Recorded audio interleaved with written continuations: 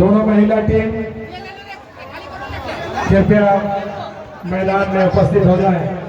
दोनों टीम, चारों टीम के कप्तानों से निवेदन के अपने खिलाड़ियों को लेकर इस मैदान में उपस्थित हो जाएं।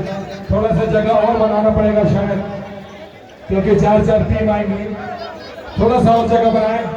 बहुत ही अच्छे हमारे दर्शक, बहुत ही अच्छे हमारी जनता, बहुत ही सूझबूझ का परिचय देने वाले।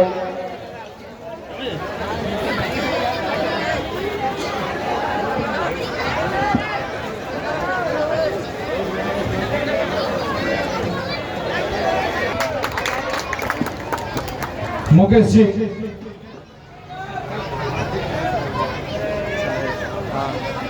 सूरज जी,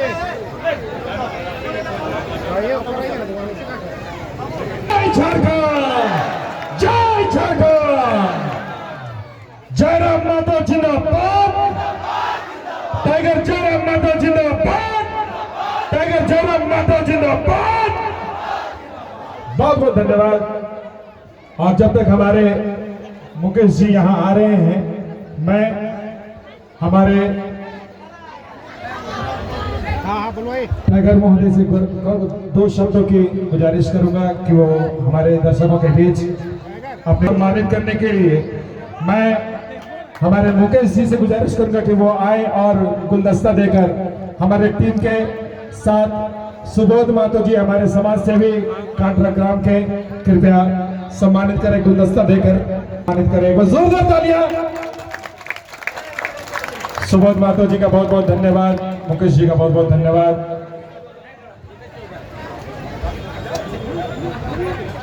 ये झारखंड की बेटियों से हमारे जयराम मातो जी का प्यार,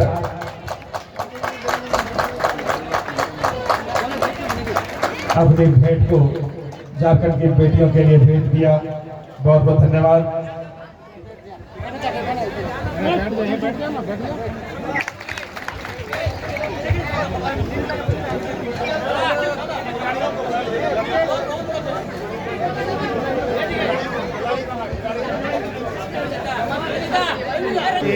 शिव शक्ति क्लब कांड्रा के तत्वाधान में आयोजित इस फुटबॉल प्रतियोगिता की समापन दिवस, जितने भी लोग एकत्रित हुए हैं, जो जन एखाने आसे छे, सभी को हमारी ओर से राष्ट्र के 76वें वर्षगांठ और 77वां साल। अच्छा, एक बार थोड़ा इसमें आपको क्लियर कर दे कि 76 और 77 में कंफ्यूज कहाँ होता है। जैसे हम लोग मान के चले, आज मेरा अगर जन्म हुआ तो एक दिन तो हो गया, मेरा जन्म का एक दिन, जब एक साल आएगा तो 2 दिन, यानी 2 साल मिलके एक वर्षगांठ बनता है। इसलिए बहुत सारे लोग कंफ्यूज करते हैं कि 77वां है कि 76वां है। अगर वर्षगांठ की बात करेंगे तो 76वां, और साल की बात करेंगे तो 77वां। तो स्वतंत्रता दिवस की सभी को असंख्य हार्दिक शुभकामनाएं। क्योंकि आज बीते 2 सालों से आप जानते हैं, তোমরা সবাই জানে कि আমরা যে গল্প করছি এই 1932 এর খতিয়ান, नियोजन नीति 60-40, लेकिन आज उन मुद्दों पे हम बात नहीं करेंगे, थोड़ा सा करेंगे। क्योंकि आज यहाँ खिलाड़ी हैं, खिलाड़ी यानी युवा है, युवा यानी देश के भविष्य है, और आज स्वतंत्रता दिवस है तो मैं उस विषय पर बात करूंगा। भारत देश जब ये अंग्रेजों के चुंगल में था तो इसे आजाद कराने के लिए असंख्य लोगों ने बलिदान दिया। हमारे पास शायद इतिहास में आंकड़े भी नहीं होंगे, हमारे पास गिनती भी नहीं होगा, इतने लोगों ने इस राष्ट्र को स्वतंत्र करने के लिए बलिदान दिया। हम कुछ लोगों के नाम जानते हैं और अपने नारों में, अपने डीपी वगैरह में, अपने कहानियों में, अपने शायरियों में उनको याद करते हैं। उन्हीं में से, क्योंकि बहुत सारे लोग कभी कभी हमसे सवाल करते हैं कि गांधी और भगत सिंह में, हम बोले कि दोनों देश के लिए बेहतर है, लेकिन चूंकि अभी हम भगत सिंह की उम्र में हैं तो हम गांधी को समझने के लिए हमें उनकी उम्र में जाना होगा। तो चूंकि युवाओं के, अभी अगर युवाओं की बात करें तो भगत सिंह को मानते हैं, बेहतर तरीके से मानते हैं। चूंकि आज आजादी का जश्न मनाया जा रहा है, स्वाभाविक बात है, अच्छी बात है, लेकिन आज भी ये आजादी कहीं ना कहीं विचारणीय है कि जिस आजादी की कल्पना हमारे देश के, हमारे राष्ट्र के क्रांति पुरुष करते थे, क्या वो आजादी हमने पाई है? तो भगत सिंह ने कथन कहा था कि आजादी तो हम अंग्रेजों से छीन लेंगे, उठा के, पटक के, मार के, भगा के आजादी हम अंग्रेजों से छीन लेंगे, गांव गरीब किसान खेत खलिहान मजदूर तक जाएगी या फिर गोरों से आजादी मिल जाएगी और भारत के गोरों लोगों के पास आजादी रह जाएगी, यानी चंद मुट्ठी भर अमीर लोगों के पास। आज 77 साल के बाद भी शहीद आजम भगत सिंह की वो कहानी, उनकी वो कथन चरितार्थ हो रही है। आज भी भारत को संपूर्ण आजादी नहीं मिली है जिसके लिए लोगों ने हंसते हुए प्राणों का बलिदान दिया था। आज भी आप देख सकते हैं हमारे लोग, अच्छी शैक्षणिक व्यवस्था नहीं, स्वास्थ्य की व्यवस्था नहीं, रोजगार की व्यवस्था नहीं। ऐसे में सवाल होता है क्या ऐसी आजादी की कल्पना हमारे वीरों ने किया? आज हम सिंदरी क्षेत्र में हैं, अगर आजादी की बात करते हैं तो आजादी का मतलब होता है हमारे खेत खलिहान भी आजाद होने चाहिए। आज यहाँ टेस्ला प्रोजेक्ट है, कहीं एफसीआई है, कहीं एसीसी है, कहीं हाल है। हमें कितनी आजादी मिली है, कोई बताएगा हमें कितनी आजादी मिली है? इसलिए भगत सिंह कहते थे कि आजाद भारत तब माना जाएगा, आजाद भारत तब गिना जाएगा जब एक काम करने वाला मजदूर और खेतों में हल चलाने वाला किसान वह आजादी का अनुभव करेगा, तब भारत आजाद माना जाएगा। आज राष्ट्रवाद के नाम पर केंद्र में जो सरकार बैठी है लोगों को हमेशा दिग्भ्रमित करती है। बाकायदा में उसी सरकार, उन्हीं के दल के श्रद्धेय भारत देश के पूर्व प्रधानमंत्री माननीय अटल बिहारी वाजपेयी के कथन था कि कलकत्ता के फुटपाथों में जो नंगे बदन आंधियां सहते हैं उनसे जाकर पूछो 15 अगस्त के बारे में क्या कहते हैं। अगर आप पूछेंगे 15 अगस्त के बारे में वीडियो साहब से, थाना प्रभारी महोदय से, वो कहेंगे आजादी ठीक ठाक है, सरकारी 50,000 का तनख्वाह भी मिलता है और रात को कोयला गाड़ी में कमीशन भी मिलता है, उनके लिए आजादी ठीक होगी। हो सके आपके थाना प्रभारी वीडियो सीओ ईमानदार होंगे, मैं उन पर नहीं कह रहा हूं, मैं पूरे ऑल ओवर भारत और झारखंड की बात कर रहा हूं। आजादी चंद मुट्ठी भर लोगों के हाथों में। एक आम व्यक्ति, आप नजर दौड़ाइए, आप छतों से चढ़कर दामोदर नदी का यह किनारा, यहाँ कोयला की खदानें। आज भारत देश के लोग कहते हैं, भारत के जो सदन पर बैठे लोग कहते हैं, तो आज भारत वर्ष तभी आजाद माना जाएगा जब एक आम व्यक्ति आजादी का अनुभव करेगा। एक अंतिम पायदान पर जो व्यक्ति है वह जिस दिन आजादी का अनुभव करेगा तब भारत वास्तव में आजाद माना जाएगा। आज नौजवान कहते हैं कि हमने आजादी को नहीं देखा है, हमने अलग झारखंड राज्य को नहीं देखा है, लेकिन आज भी आपके सामने समय है आजाद बनने का, अशफाकुल्लाह खान बनने का, बोस बनने का, चंद्रशेखर आजाद बनने का। उन्होंने गोरों से लड़ाई लड़ी थी। तुम ब्लॉक ऑफिस में जाओ और चोरों को उठा के पटकने का काम करो, तुम भी उसी श्रेणी में आओ। आज भी आजादी अधूरी, और इस अधूरी आजादी को पूरी करने के लिए हमारे नौजवानों को अगुवाई करनी होगी, क्योंकि नौजवान इस राष्ट्र के निर्माण में सबसे महत्वपूर्ण भूमिका निभाते हैं। इसलिए आज मैं ज्यादा लंबा नहीं करते हुए, आज स्वतंत्रता दिवस है, आजादी का गौरव, आजादी का अनुभव और एक जश्न का माहौल है, होना भी चाहिए।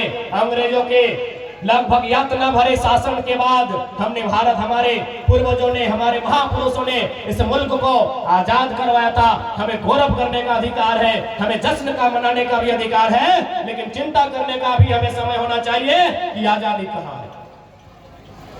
आज भारत के जो सर्वोच्च नेशनल मीडिया है, अगर उनकी माने तो भारत देश में एक महारानी रहती है, वो 3 लाख की साड़ी पहनती है, 1.5 लाख की चाय पीती है, तो नेशनल मीडिया को लगता है कि भारत तो काफी तरक्कीशील देश है, भारत तो काफी डेवलपमेंट कंट्री है। यहाँ की एक रानी 3 लाख का चाय पीती है, 2.5 लाख का साड़ी पहनती है, तो भारत तो काफी उन्नति, एक विकसित राष्ट्र के रूप में है। तो मैं बाकायदा आज स्वतंत्रता दिवस की बेला के अवसर पर लोकतंत्र के चौथे स्तंभ के माध्यम से जनता जनार्दन की उपस्थिति में पूरे देश को संदेश दूंगा कि आजादी का अगर पैमाना और उन्नति का पैमाना अगर रानी की 3 लाख की साड़ी से तय करते हैं तो मैं कहूंगा बंद कीजिए। अगर उन्नति नापनी है तो गांव के सबसे गरीब व्यक्ति, गंगा की पत्नी गंगा की गठरी में जो पैसा है उससे राष्ट्र की उन्नति होना चाहिए। अडानी मैडम और अंबानी मैडम की 3 लाख की साड़ी से राष्ट्र की उन्नति नहीं ना पाई।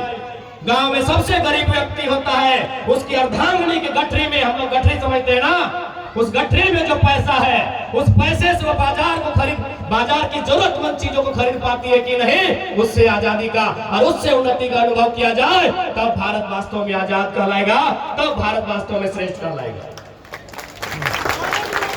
इसलिए आज इस युवा पीढ़ी का कर्तव्य बनता है, आज आप नौजवान हैं, आप जिस उम्मीद के साथ, जिस जुनून के साथ आपने फुटबॉल में प्रदर्शन किया है, इसी उम्मीद के साथ, इसी जुनून के साथ जीवन का जो भी मोड़ आएगा वहां आपको प्रदर्शन करना है और अपने राष्ट्र के निर्माण के लिए, अपने राज्य की भलाई के लिए और अपने बेहतरी के लिए आपको संकल्प होकर आगे बढ़ना होगा।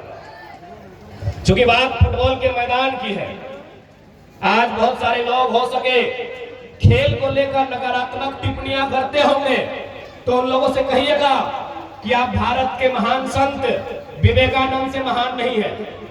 भारत के महान संत हुआ करते थे स्वामी विवेकानंद। उन्होंने एक लाइन कहा था, क्योंकि जब विवेकानंद का टाइम था तो भारत देश अंग्रेजों का गुलाम था, तो उन्होंने एक लाइन कहा था विवेकानंद ने कि भारत के युवाओं तुम्हें फुटबॉल खेलना चाहिए। क्यों कहा था ऐसा? अभी इतने फुटबॉल खिलाड़ी आप सामने बैठे हैं, फुटबॉल इसलिए खेलने का कहा था विवेकानंद ने क्योंकि भारत देश में जात पात, भारत देश में मजहब, भारत देश में धर्म, भारत देश में अलग भाषा, यानी लोगों को जोड़ने का कोई साधन नहीं था। इसीलिए उन्होंने कहा था भारत के युवाओं तुम्हें फुटबॉल खेलना चाहिए। अब कहेंगे कैसे? आप कभी भी फुटबॉल, चूंकि हो सके अभी 15 को जर्सी पहनते हैं, लेकिन याद कीजिए हमारे पास 9 ही को जर्सी है। उतर गए 9 खिलाड़ी मैदान में, 11 खिलाड़ी मैदान में उतर गए, 12वां खिलाड़ी जब हम चेंज करते हैं तो क्या करते हैं? वो सेंडो गंजी में तो नहीं आता है, यानी जो खिलाड़ी चेंज होता है वो अपनी जर्सी उसे उतार कर देता है ना। आप देखिए उस जर्सी में कितना बदबू देता है, आप लोग थोड़ा सेंड मार के देख लीजिए उस जर्सी में कितना बदबू देता है, इसको अनुभव कीजिए।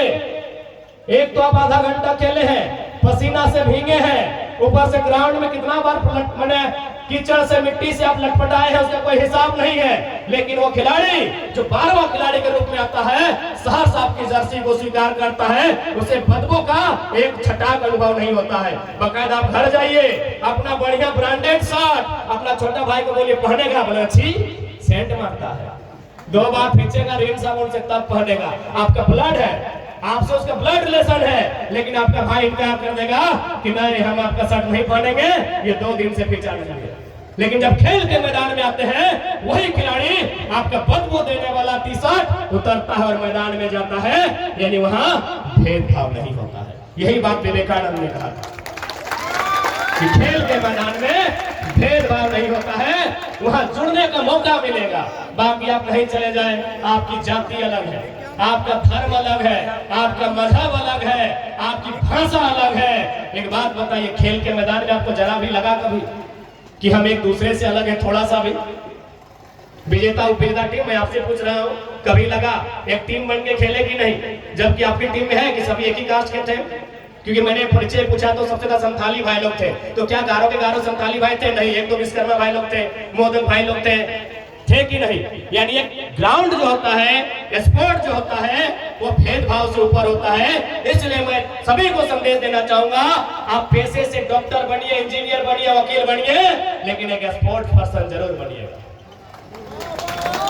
आप चले जाएं, क्योंकि आप कोल फील्ड में रहते हैं, आप शहरों में रहते हैं, बहुत सारे अधिकारी आपके आसपास रहते होंगे, ऑफिसर कॉलोनी आप देखे होंगे, ऑफिसर बड़े बड़े अधिकारी आप देखे होंगे, सुबह उठ के वॉलीबॉल खेलते हैं, सुबह उठ के दौड़ते हैं। 60 साल की उम्र पार हो चुकी है, क्यों पता है? डॉक्टर ने कहा है दौड़ते रहोगे तो मर जाओगे। लेकिन एक फुटबॉल खिलाड़ी, उसको बुढ़ापा में दौड़ने की जरूरत नहीं है, जवानी में दौड़ चुका होता है। जो आज साहब है, सीएमडी रहे, जीएम रहे, पूरा जीवन उन्होंने पढ़ाई में बिताया है, कभी खेल में समय नहीं दिया है। इसीलिए आज 60 साल के बाद आप किसी ऑफिसर कॉलोनी में चले जाए, वो सुबह 6 बजे उठते हैं, वॉलीबॉल खेलते भी 60 साल की उम्र में। क्यों? डॉक्टर ने कहा है खेल से रहो, तो इसीलिए खेल के साथ रहो, ताकि बुढ़ापा में आपको ज्यादा नौटंकी करने की आवश्यकता नहीं पड़े। साथ ही साथ खेल में स्कोप होता है।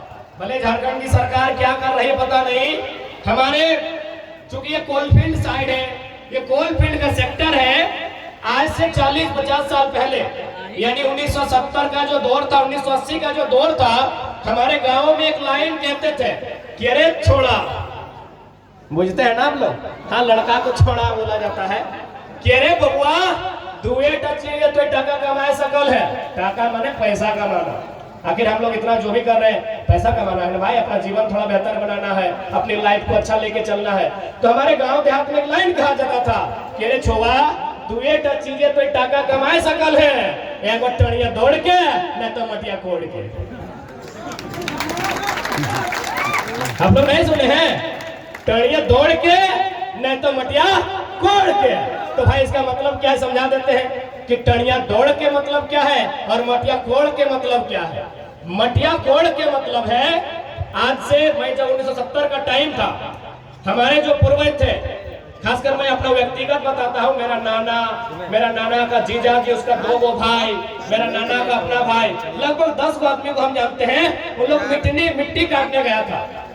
मिट्टी समझ रहे, नरेगा कटवा रहा है, वो लोग मिट्टी काटने गया था। झोड़ा लेके, झोड़ा समझ रहे हैं, गैता समझ रहे हैं, गैता और झोड़ा लेके वो लोग मिट्टी काटने गया था। मिट्टी काटते काटते उन लोग को टाटा और बीसीसीएल में सरकारी नौकरी लगा था, इसीलिए बोला गया मटिया कोड़ के।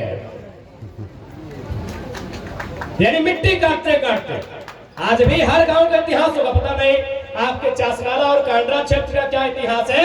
मैं जहां रहता हूं वहां का इतिहास है कि लोग मिट्टी काटने गए थे, मिट्टी काटते काटते उनको गवर्नमेंट का जॉब, सरकारी नौकरी हो गया था, इसीलिए कहा जाता है कि मटिया खोड़ के। और एक लाइन टणिया दौड़ के, ये तो सभी जानते हैं। आज आप फिर चले जाए पीछे, आज भले लोग वीडियो बन रहे हैं, सीओ बन रहे हैं, आज भले लोग आईएएस आईपीएस, खैर आईपीएस अभी झारखंड में, आज भले लोग डॉक्टर बन रहे, इंजीनियर बन रहे, टीचर बन रहे हैं, लेकिन आप अपने गांव का इतिहास को पता कीजिए। सबसे पहला नौकरी अगर आया होगा तो हवलदार चाहे चपरासी का आया होगा। आप अपने गांव को, अगर किसी ने मेहनत से, बाकी कोलफील्ड में बहुत सारे लोग नौकरी लिया, लेकिन अनुकंपा में लिया, लैंड लूजर के नाम में लिया, बाप के बदले नौकरी लिया।